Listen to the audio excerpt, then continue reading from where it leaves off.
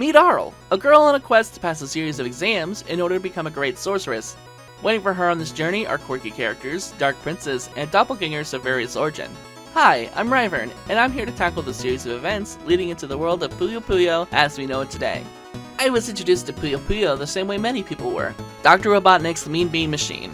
Years later, I found my interest rekindled with the release of Puyo Puyo Tetris, and now, here we are.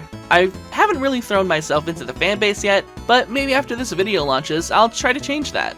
Following some research, I've decided to make a multi-part video series, attempting to explain just what the heck a Puyo is anyway. I'll approach this in a chronological order, and will provide explanations of characters as they Puyo pop up. I'll also give an overview at the end of the video about what we know about each character from the games I've listed so far. Before we start, I'm gonna tackle the elephant in the room. No, not that one. You may already know this, but Puyo Puyo is a spin-off of Madou Monogatari. Apologies if I'm slaughtering that pronunciation. A dungeon crawler RPG series developed by Compile. In general, the goals of these games were to traverse mazes, find keys to continue, and defeat the boss at the end, all while telling a little bit of a story. These games are largely silly and lighthearted, but not so much as Puyo Puyo. The majority of this series remains untranslated, and those that have been translated aren't always reliable. Regardless of translation status, the Puyo Puyo canon is nebulous in concept, especially early games from the Compile era. Sega has previously stated that they don't consider these games canon, though later games do make references to the Compile era, so who knows? There are a lot of misconceptions, mistranslations, and black holes where information should be that blotch up the series as we understand it.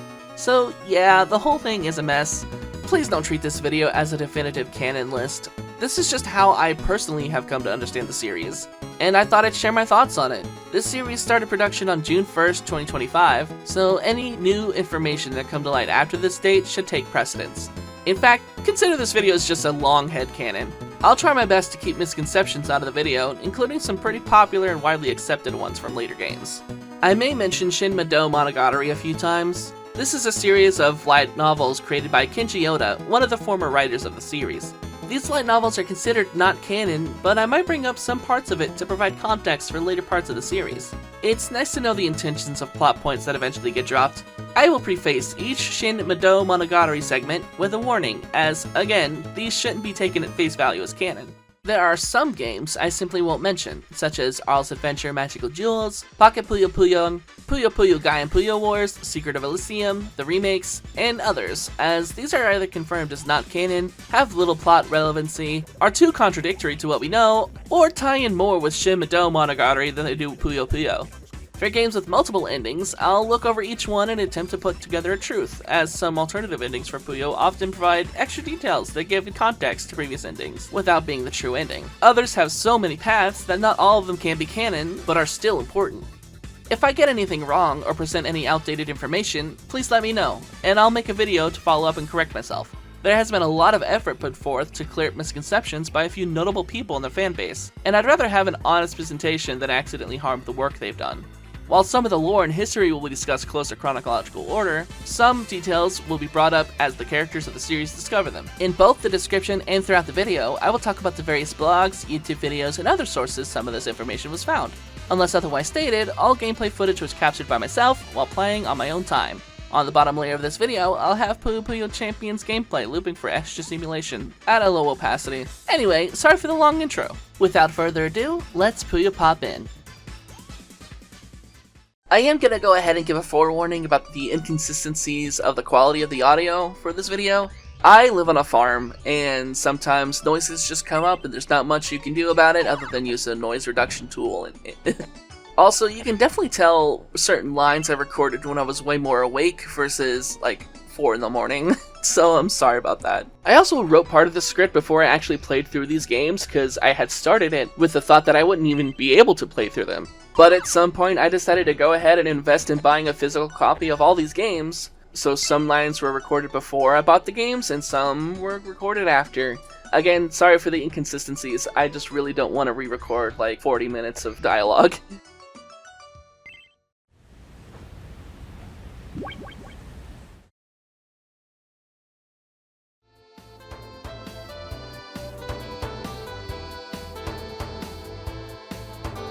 This is Shezo Wige. Wedgie? Wiggy? Unsure, going with Wige. A 14-year-old boy, wistful and careless. Though he is extremely talented in magic, he doesn't always participate in class, often too bored to pay attention. Shezo's class goes on a field trip to the ruins of Rana, where they intend to learn about an ancient hero who defeated a great evil. During this trip, Shezo wanders away, lured by a strange voice that seems to be calling for him. He eventually comes across a mirror. Examining it, he gets pulled in to discover a labyrinth inside.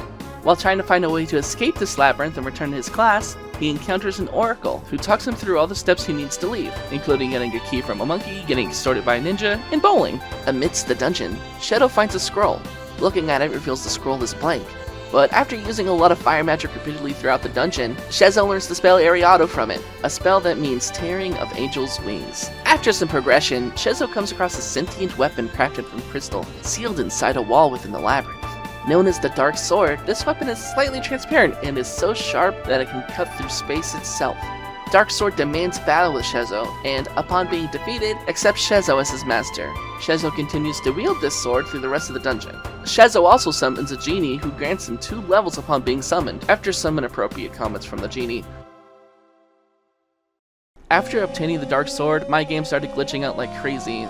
I stopped receiving random encounters, I couldn't progress in any way, I never learned the Ariado spell, I was completely stumped from progressing at all. So instead, here's some footage from YouTube user Werelander at Werelander6012.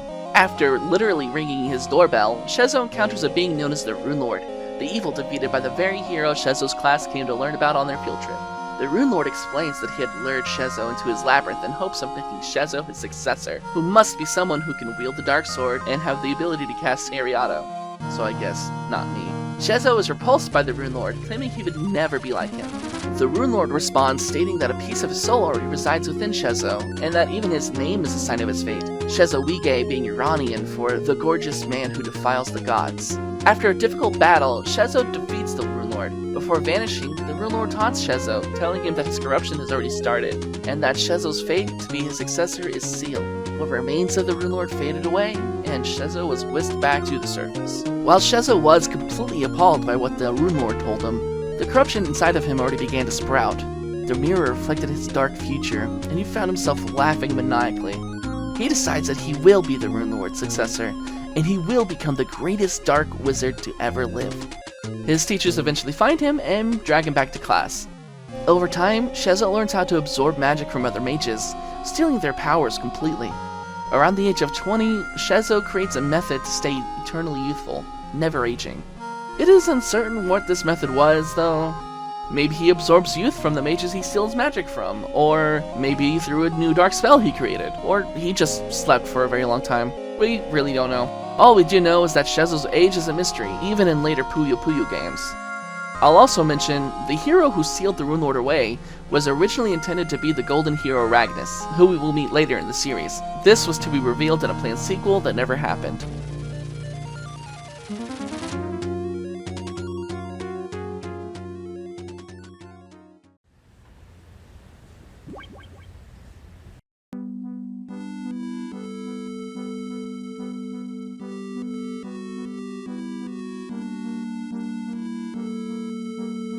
In comes Arle, freshly 4 years old. She can be a bit clumsy and doesn't really think ahead, but she has a heroic heart and is quite protective of others.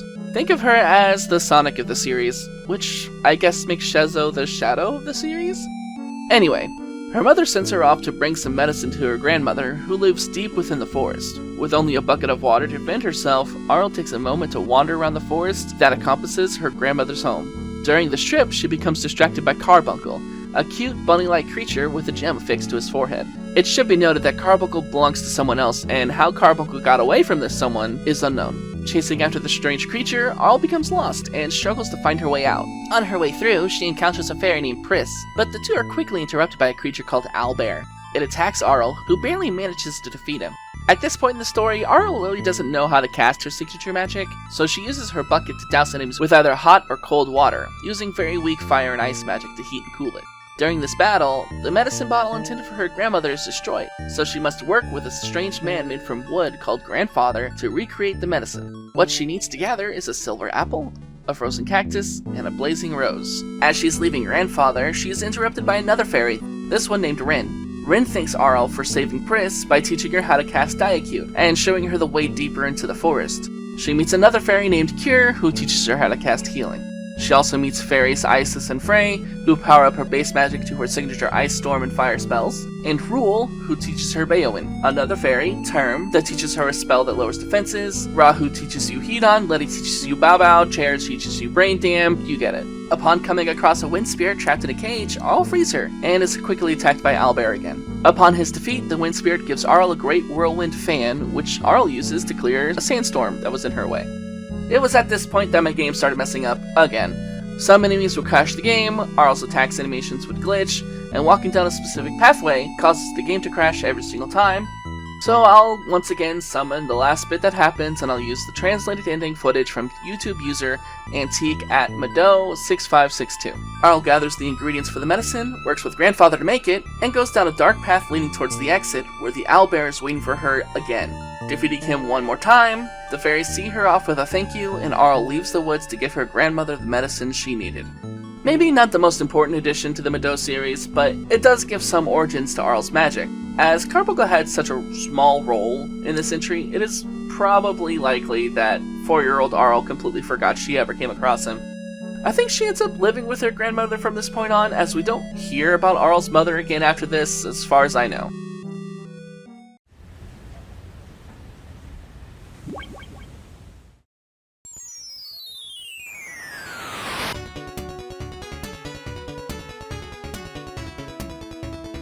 Arle, now 6 years old, is preparing to graduate sorcery kindergarten. To do so, she has to traverse a labyrinth that acts as a final test and defeat the creature of horror that waits inside. Out of her entire class, she's the only student who grew powerful enough to take the test. Encouraged by her teacher and her peers, Arle activates her armor, enters the tower, and tackles the labyrinth. While inside, she encounters faces that we will get familiar with later, as common run-of-the-mill enemies, such as Natsu Grave, Skeleton Tea, Sukitao Dara, and most importantly, a red Puyo. A single Puyo by itself, however, doesn't mean all that much, so there's not much else to say about the Puyo. Oh, she also fights a doppelganger, a creature that takes on the appearance and magic of whoever it fights. This is just a common enemy though, and has no relationship to any future doppelgangers we will see in the series. Throughout the tower, Arle must collect 4 tablets and 3 spheres to find the exit. Upon doing so, she is attacked by what she assumes to be the creature of horror that she was meant to defeat, Cockatrice. After the Cockatrice is defeated, Arle exits the tower, greeted by her peers, who congratulate her on her victory. But something is off. Their faces quickly start to distort into something horrific, and Arle starts to get scared. This was an illusion created by the true boss of the tower to further discourage Arle. The true boss, Momono, attacks Arle and is promptly defeated. After the fight, Arle gathers her courage and exits, where her real peers are there to cheer her on. It takes Arle a moment to realize this isn't another illusion. Her teacher greets her and congratulates her on passing the test. We get to see a sweet montage of Arle growing up. Eventually she grows old enough to attend a different school, so she begins her trek there. If you're wondering why I'm going by the MSX2 version instead of the PC98 or Game Gear remakes, the answer is simply, I like it better. It was the first release of these versions, and it thematically fits the rest of the series. The only difference between this release and the PC98 release is the latter has slightly gory graphics and a different final boss, which don't really fit the feel of the rest of the series. The Game Gear remake introduces Ramus, a rival character we don't see outside of the Game Gear remakes, so there's no reason to take those as precedents.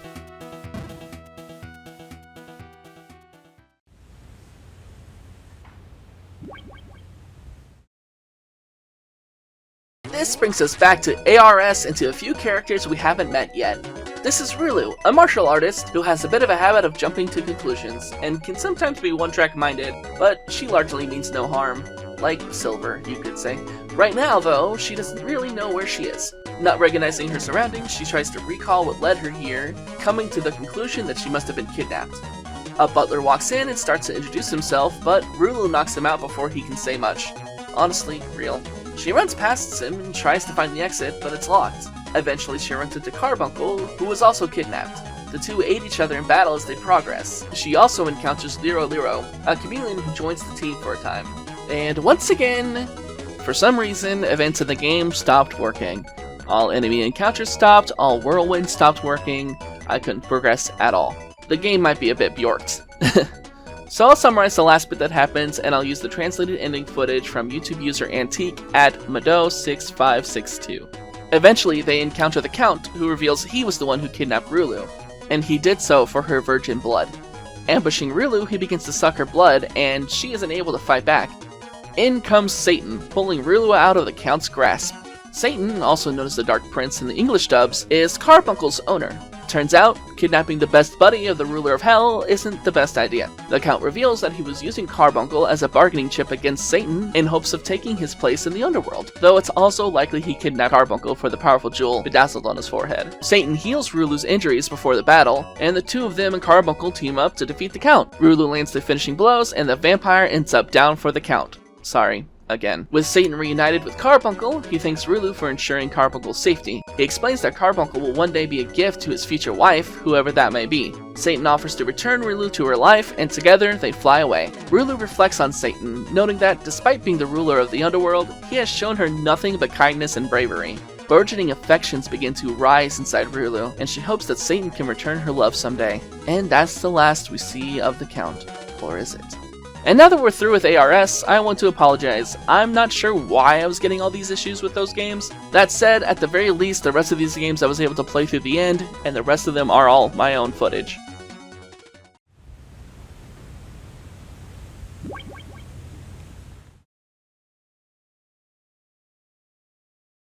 On the path to the new magic school, Arle is cut off by a familiar-looking dark mage. He can sense Arle's magic and plans on absorbing it. Arle resists, but Shezo lands a sleeping spell on her. He whisks her away to his lair, where she wakes up to find herself under heavy guard. Taking a minute to reflect on her situation, she decides to trick the guards into letting her go through seduction. Strangely, it works, and she walks out of the room free as a bird. Speaking of birds, on her way to leave the dungeon, she runs into a bird named Milu, who asks her to join her for tea. Arle explains she doesn't have time for tea, as she's trying to escape the dungeon. Appreciating Arle's plight, Milu tells her of a powerful staff in his possession. He is willing to give it to Arle, but only after she brings him a powerful jewel known as the Rubelcrack. He tells her that she can find the jewel on the lowest floor in a labyrinth of the Lila ruins. She agrees to this proposal, and he lets her go. Right before reaching the exit, the Dark Mage Shezo attempts to stop her. He explains that his intention was to keep her alive and drain her magic little by little, but because she's trying to escape, he's gonna drain all of it now, which would kill her. Okay, I know this is the part some of you have been waiting for, but no! Arle doesn't decapitate Shezo in this one. Happy to disappoint. Arle defeats Shezo, who vanishes. Arle enters the Lila ruins, where she comes across some writing describing the writer's ideal lover as someone with great strength but also great wisdom, and that the writer considers himself handsome. And it's nothing to worry about. A strange bit of information to come across, but regardless, Arle takes note of it and continues. Arle also finds letters scattered throughout the dungeon from a second mysterious writer. These letters complain about the difficulty of reaching the bottom floor and how desperate the writer is to gain the affections of the Dark One who waits below. The writer, who we know to be Rulu, never makes it to the bottom floor and leaves in frustration. I somehow missed these letters during my playthrough, so sorry for the lack of footage of those. Arle comes across a merchant named Pigra, who claims to be able to forge a great staff. Agreeing to a down payment and a promise to pay the rest later, Arle leaves. Upon returning later, Arle finds that Pigra is missing. She accuses Pigra of taking the money and running. After collecting magical stones and deciphering a strange mural, Arle arranges the stones around the map in relation to the mural, finding that the area resembles some sort of creature who we know to be Carbuncle. The light of the 3 gems reveals a new pathway for Arle to follow. As she does, she spots a strange figure waiting for her. Who else but the Dark Prince himself, Satan. He's impressed with Arle's strength and wisdom she showed in order to get this far, and expresses her affections to her, wanting to take her as his wife. Arle tells him that she isn't interested and only wants to find the Rubelcrack gem. Satan reacts harshly to this, accusing her of wanting to kill Carbuncle for the gem. He attacks Arle, still claiming to want her as his bride, as he considers Arle a great sorceress, exactly what he's looking for in his partner. Satan lands a few hits on Arle and brings her life power down. Suddenly, Pigra appears with the staff. Arle hands Pigra the rest of the money, and the fight continues. Arle manages to defeat Satan for the time being, and proceeds down the pathway. She sees a shining gem in the distance. The great staff is able to cast the spell Light, illuminating the area.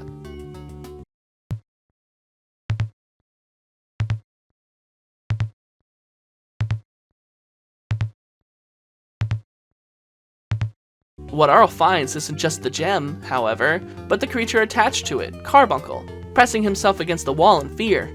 Putting together what Satan said in the gym located on Carbuncle's head, she decides she'd rather have a companion over Milou's staff any day. She offers her friendship to Carbuncle, who stops shivering and climbs onto Arle. Together, they leave the Lila ruins and resume walking towards Arle's new school, thus beginning Madou Monogatari 3. Between finishing 2 and starting 3, Madou Monogatari 123 MSX2 version launched on the Switch, so I switched over to playing that version, so it may look slightly different going forward. With Carbuncle sitting on her shoulder, Arle continues her march towards her new school. She crosses paths with Rulu, who is shocked and displeased to see Carbuncle with a stranger. Rulu demands an explanation from Arle, telling her that Carbuncle was supposed to be a gift from Satan to whoever he planned to marry. Arle tries to explain that she's defeated Satan, but Rulu won't listen. Instead, she rages at Arle. She was supposed to marry the Dark Prince, she says, and plans to snatch Carbuncle away from Arle so she can bring it back to Satan. Rulu summons Minotauros, her loyal bodyguard whom she rescued in an untold story, commanding him to kill Arle. Arle runs away, hoping to shake Minotauro off her trail, which she manages, but finds herself completely lost in a deep forest. As she starts to navigate her way through, she encounters a monster named Tototo. Because Arle doesn't immediately attack him, the opposite of what other humans do, he offers her a deal. If she can find her son for him, he would help her leave the forest. Eventually, Arle does find his son, Tetete, and Tototo honors their agreement, leading Arle to the exit. I will say, I met Tetete before Tototo, but other summaries say that they've met Tototo first, so that's what I described. Unfortunately, this exit leads to yet another labyrinth, which Arle once again has to navigate through. More familiar faces appear to her as enemies, such as Witch, another Puyo, Draco Centauros, Baromet, Harpy, Samurai Mole, Kate Sith, Sukiai Pose, Fufufu, Incubus, and Mandrake. Though they're probably not the same characters as we know, just simply random encounters of similar stature. In fact, this goes for all the familiar faces we have seen as random encounters. She collects some books, activates a portal, and attempts to leave the new labyrinth before being stopped by a new enemy, Zodaimeo. Zodaimeo attacks Arle, leading to a dangerous fight. I was told in other versions, Zo releases some sort of gas into the air that is extremely flammable, or the room itself was full of gasoline, or something else entirely. Either way, the room is flammable. If Arle uses fire magic, the room will explode, and she dies. So instead, she uses ice magic repeatedly. This allows her to defeat Zodaimeo, but inflicts frostbite on herself in the process. In the MSX2 version though, there's no such limitation, and you can use fire freely, defeating Zodaimeo using fire, giving no explanation for getting frostbite, but Arle still gets it. Leaving the dungeon, she rushes to see a pharmacist to buy medicine to mend the damage caused by frostbite. The pharmacist unfortunately doesn't have the means to give her such treatment. He explains that the ingredients are found in the Mokemoe labyrinth, which has become overrun by various monsters. He goes on to inform her that the townsfolk regularly need access to that labyrinth for various goods. The two make an agreement. Arle will drive away the monsters in exchange for the frostbite medicine. She finds said labyrinth, navigating through using seeds and fights off monsters along the way. Rulu, unseen by Arle, sticks Minotauros on her once more, which Arle is able to overcome. Upon discovering Rulu, who has a new appreciation for Arle's strength, Arle gets mad, realizing that Rulu was the one who filled the labyrinth with monsters, preventing the townsfolk from entering safely. Rulu explains that she owns the labyrinth and that the townsfolk were actually trespassing. Rulu agrees to allow the townsfolk to access the labyrinth though, if Arle allows her and Minotauros to follow her to the new magic school, revealing her desire to become a great sorceress in order to impress Satan. Arle agrees, and the four return to the surface where they resume the trek to the new magic school after mending Arle's frostbite.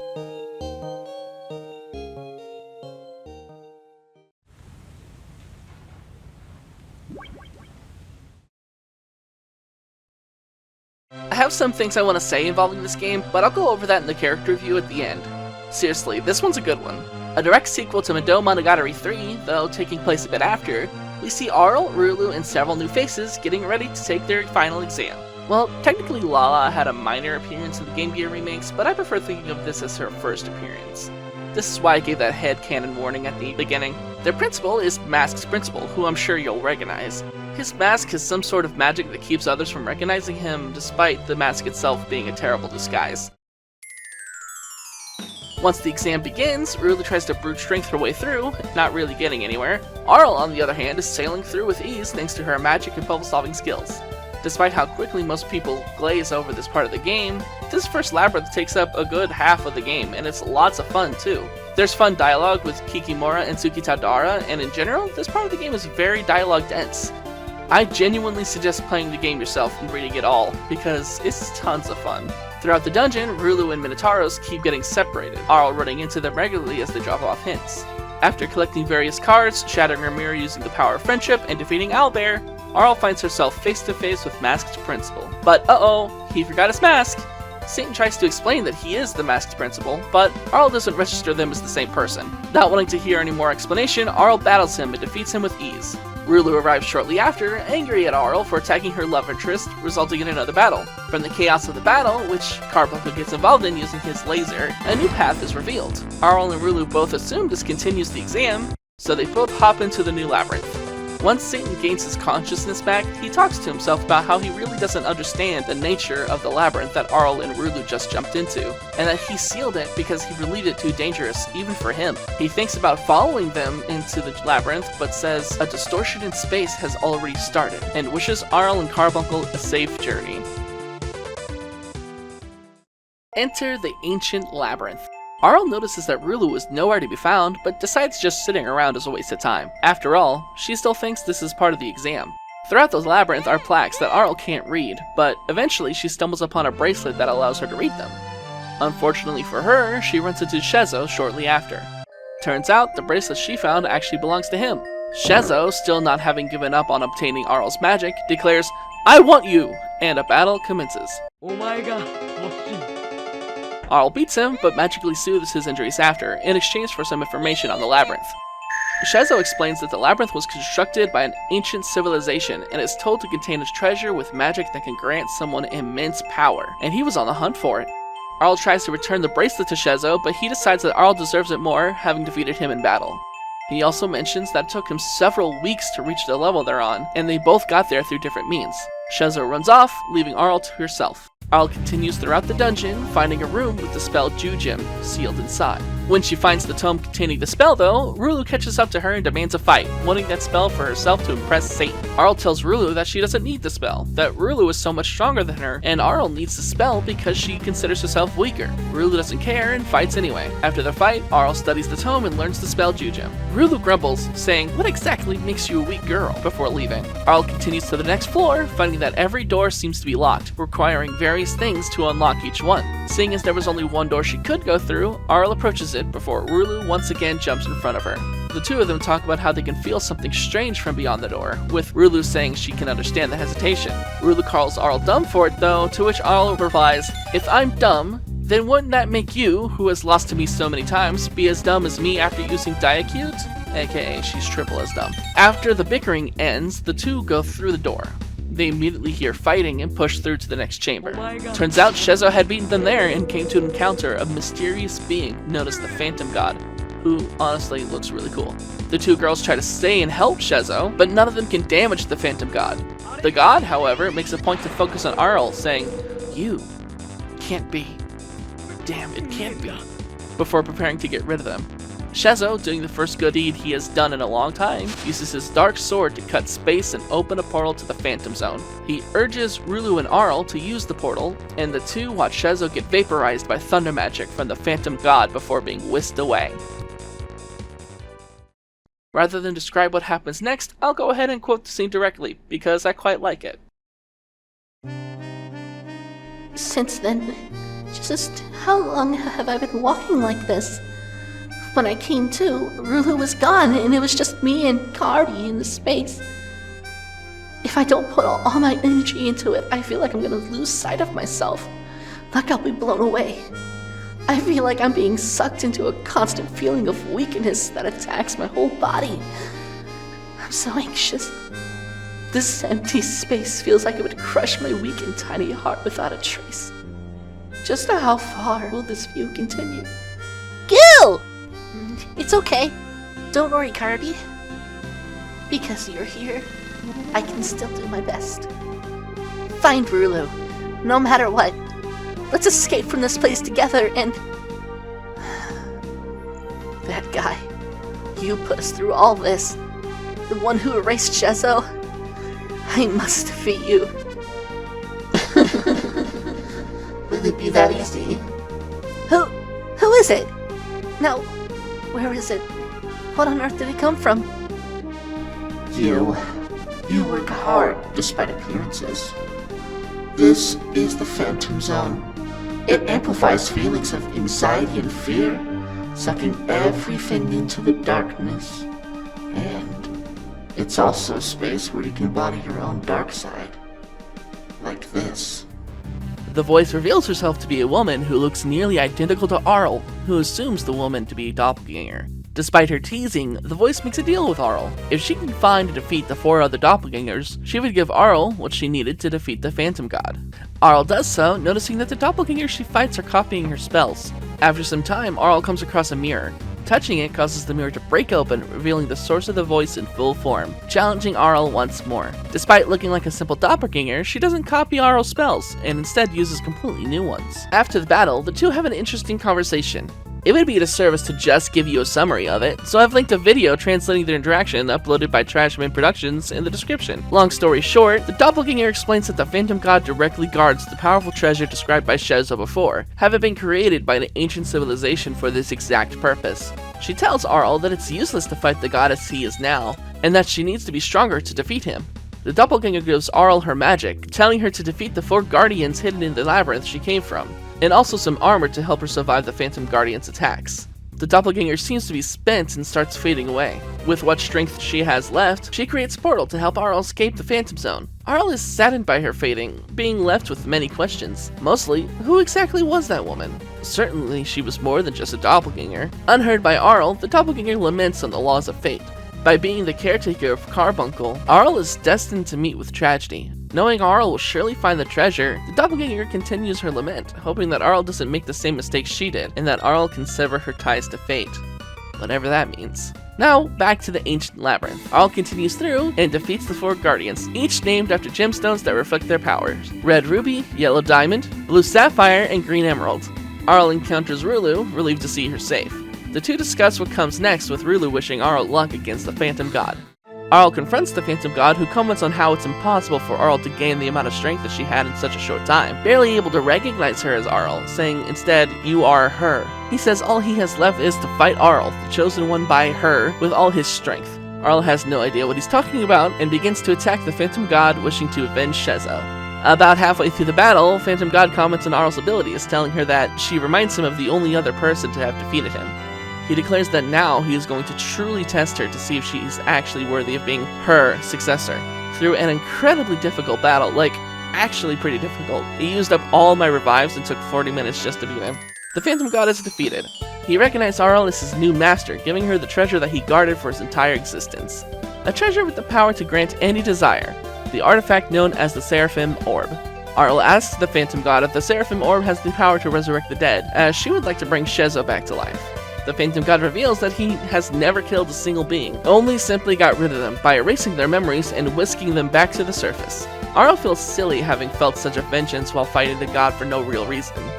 Arle chooses not to use the Seraphim Orb, as no one should have that power. Instead, she asks the Phantom God to do what he did to Shezo to herself and Rulu, to erase their memories and return them to the surface. He does so with ease, returning them to their everyday life.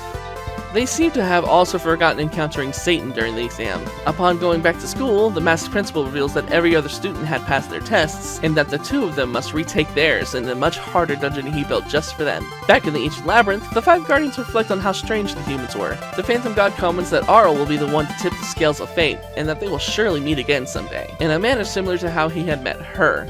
Knowing that it would be a long time before that happened though, the Phantom God resealed the labyrinth.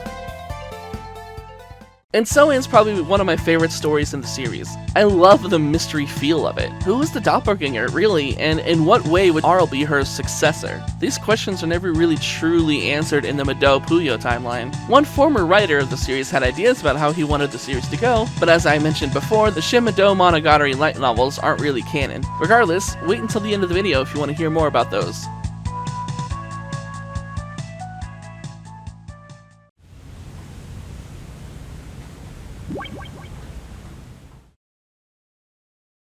So, of all the games in this video, this is the only one I hadn't played through all the way myself. The footage here is mine, but to actually play it, I would have to stop after every line of dialogue and translate it. So instead, I just played through the intro.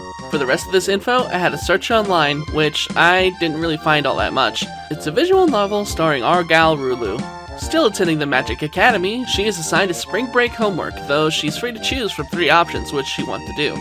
She can either find the 5 divine treasures, explore the wonderful land, or gather ingredients for a recipe.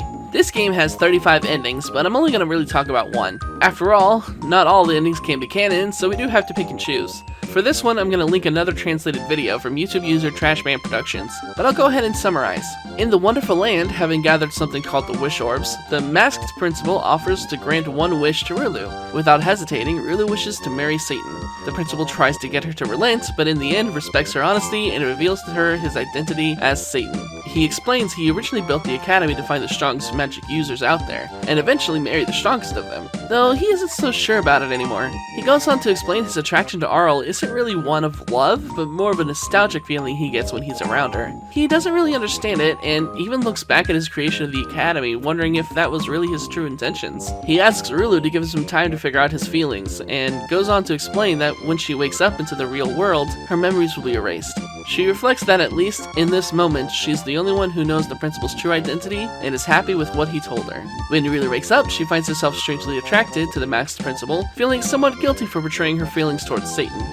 Satan wondering exactly what Arle made him feel really stands out to me here. I wanted to include this section for this reason only, as the other endings of this game that I know about don't have a lot to add to the series. Oh, except in one of them, Satan and Rulu team up to completely obliterate the Count, which is pretty sick. Granted, I plan to play this game to finish eventually, so I might give an update in a later video if this is still my choice ending.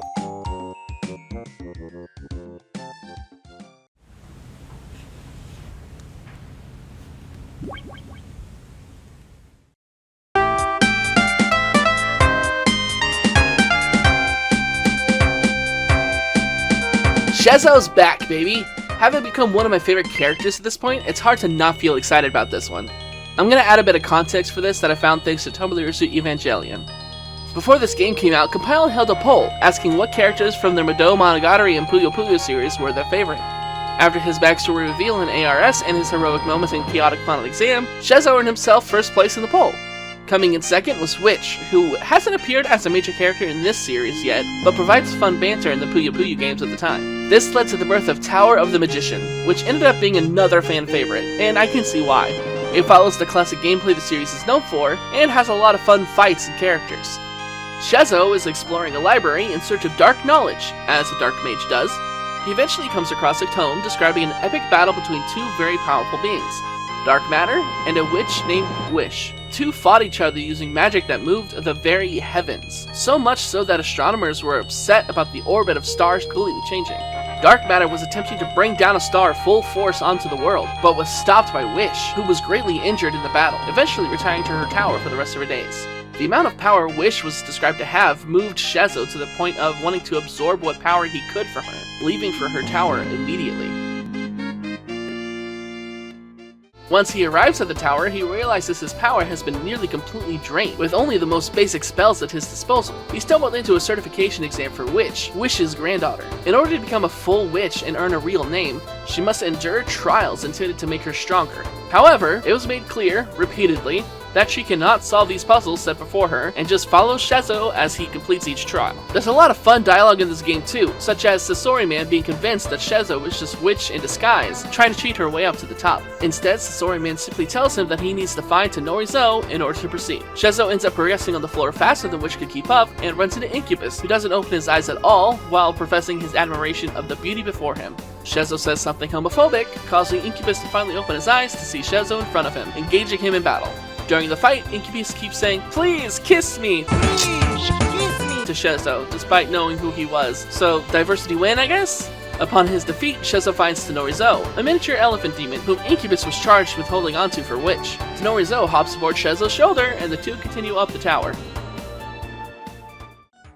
I'm gonna skip a small section of this game, but don't worry, not a lot story-wise happens between finding Tenorizo and the final floor, so you're not missing anything. I just don't want to linger too long on the unfortunate homophobia from both Witch and Shezo in regards to a character I'm skipping over in this segment.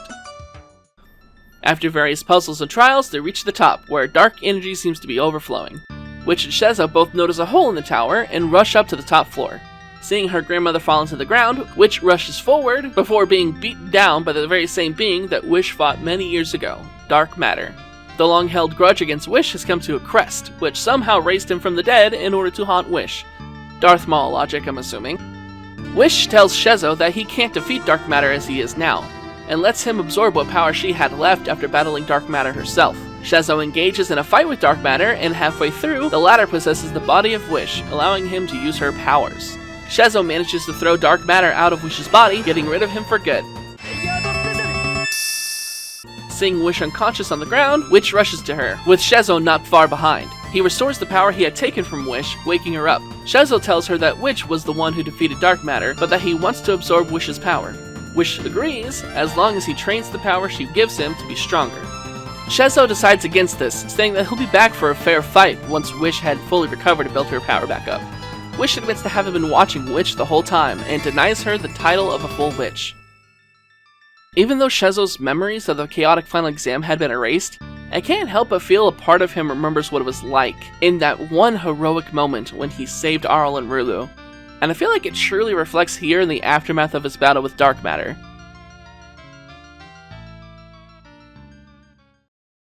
Before we move on to character review, there's one more game to talk about.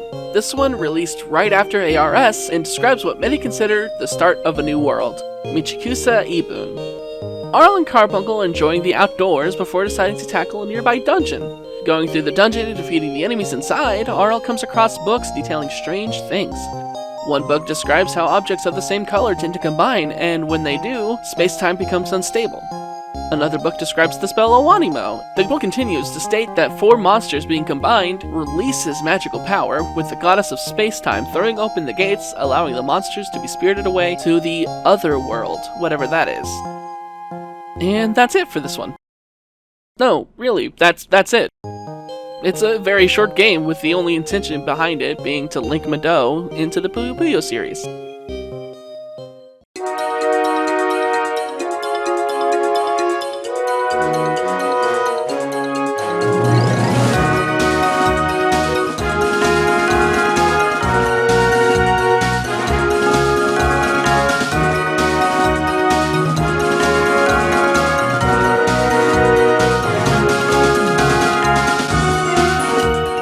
And so ends our intro to the world of Madou Monogatari. It was full of epic stories, fun characters, and memorable battles, and honestly a lot of me hopes that someday a true-to-form sequel will release, and we will get a new taste of an old recipe. Between finishing up this script and releasing the video, a new Madou Monogatari game released, called Fia and the Wondrous Academy. I haven't played much of it yet, but if it seems to have implication and ties to the world of Madou as a whole, I'll cover it in a later video. Before we move on to the Madou Monogatari segment, I just want to review the main characters we've met and what I think of them. Arle Nadja. I'll be honest, I didn't care too much for Arle before discovering these Madou games, and now she's become one of my favorites. I guess the same can be said for Rulu and Shezo, as I find them a ton of fun and I can't wait to see how the stories continue from this point. As for Arle herself, her journey was a lot of fun to follow. She's headstrong yet kind. She doesn't always think things through, but a lot of times it ends up giving her an advantage.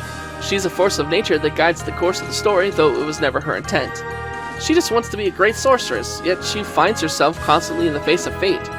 Despite this, she never gave up. She lets her emotions fuel her rather than slow her down, as we saw in Chaotic Final Exam when Shezo appeared to be dead. She's also pretty funny. Her interactions with Rulu and Satan in Chaotic Final Exam are pretty great, and she can give lip as good as she can take it. I've grown to appreciate her a lot and hope she has more shining moments in the future. Shezo Wige. Shezo is a product of someone else's choices, and he never got to choose who he became, but something about his encounters with Arle affects him.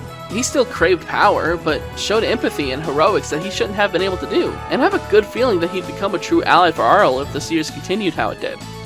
He's strong, brave, and loves little creatures. Truly the definition of an anti-hero. I compared him to Shadow before, and I want to dive into what that really means. Like Shadow, Shezo's fate was decided by someone who created him, the Rune Lord versus Shadow's Black Doom. And it's very possible that he could end up following the Rune Lord's plan to a T. Sorry. Instead, we get to see him team up with our heroes and fight against adversaries he never had any chance of standing up against. He has a dark power no one really understands, likely not even himself, and he finds himself choosing to do the right thing, even at the opportunity of passing up something he truly desires. What a character. Rulu, no last name. Rulu really has a lot of shining moments that I feel people don't appreciate. In fact, a lot of people seem to hate her, and I don't really get it. I mean, she's extremely smart and creates intricate plans. She tends to be one-track minded at times, always chasing after Satan for his affection, but she always ends up making the right choices. She doesn't have the magic power that everyone else around her seems to have, but she never lets that stop her. She fights anyway, and her effort shows. She managed to keep up with Arle during the exam without knowing any spells. She can see the good in someone despite everything they've been known to do. Of course, she can be naive and jumps to conclusions pretty quickly, but that doesn't take away from her character. I feel like it adds to it.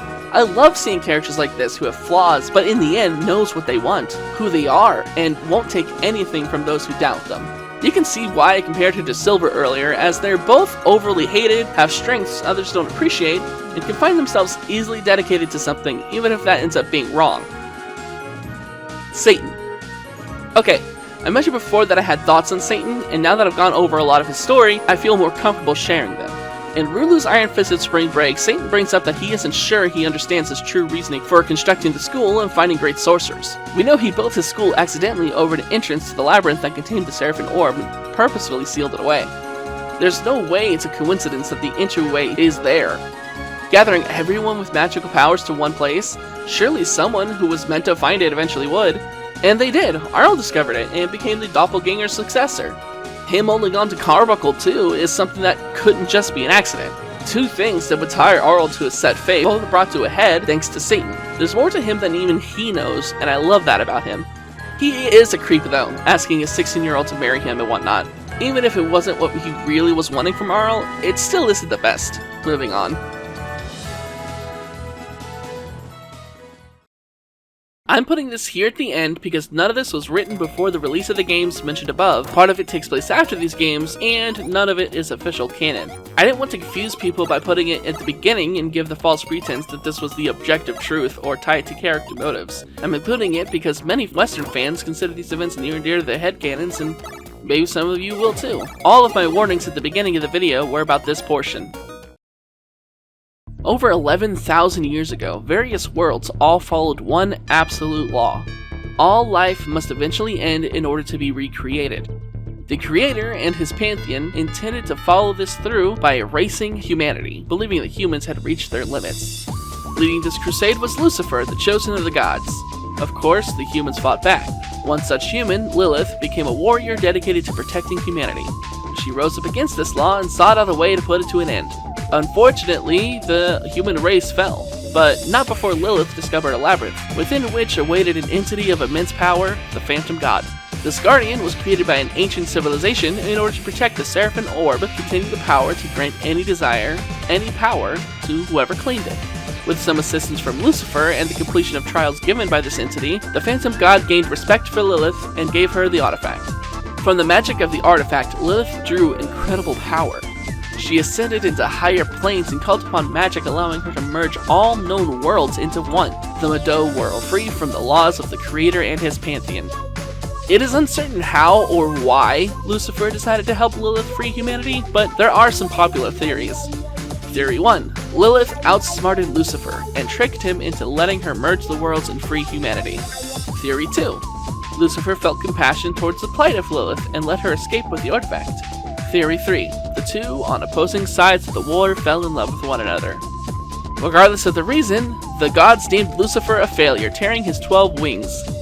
He was banished from the heavens forever and lived among the mortals, given the name Satan. He didn't seem to mind too much though, as he still had immense power and was easily the strongest being on the new world. What really bothered him, Satan never reunited with Lilith, which gave him a sense of loss that he himself didn't truly understand. Lilith knew that this miracle she created wouldn't last forever, fearing that the creator would return someday to destroy the world she had birthed. Though in a separate plane, she remained in the labyrinth, undiscovered, hoping that someday, someone would come to receive her blessing as her successor. The intention there being that the doppelganger Arle fights in Chaotic Final Exam is Lilith. Thousands of years later, specifically 4 years after the events of Chaotic Final Exam, the creator has returned and restored his law in the cycle of reincarnation. Arle, having been deemed as Lilith's successor, is the only one able to resist the law he brings. A long series of battles commence, supposedly for hundreds of years. How Arle lives this long, who knows? Something something, Lilith something something. Eventually, Arle puts an end to the creator at the cost of all of Madou world and life it contained, including her own. The sole survivor of this cataclysm was Satan. After 500 years of mourning and solitude, Satan decided to follow in Lilith's image and craft a new world modeled after the previous one. He creates new versions of all the people and creatures he had ever encountered, including a new Arle, Shezo, and Rulu. In this new world, no one would age, keeping the new Arle permanently 16. This world being the Madou world of Puyo Puyo.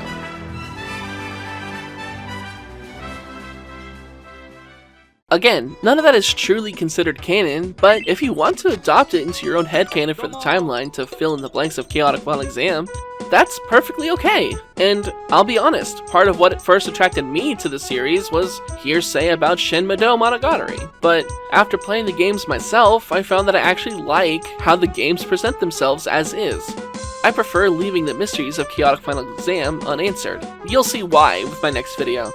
Well, I hope you enjoyed this video. I'll be following this up with a part 2, and after that, if there's enough interest, I'll continue until I reach the present. Again, please let me know if I get things wrong, and I'll address them in the next video. Let me know what you think of this interpretation and the characters. I'd love to engage with you in the comments. That's it for this video. See you again in part 2, and happy Pride Month. So, yeah, my intention was to release this video before the end of June, but as you can tell, that didn't happen. It took me quite some time to find, purchase, and play through all these games for this video, which I started to work on before I even played the games for some reason. So yeah, it's September now, Madou Monogatari 123 is on the Switch, and I strongly suggest, if you're still interested, go play it. It's lots of fun. Anyway, thanks for tuning in. See you next time.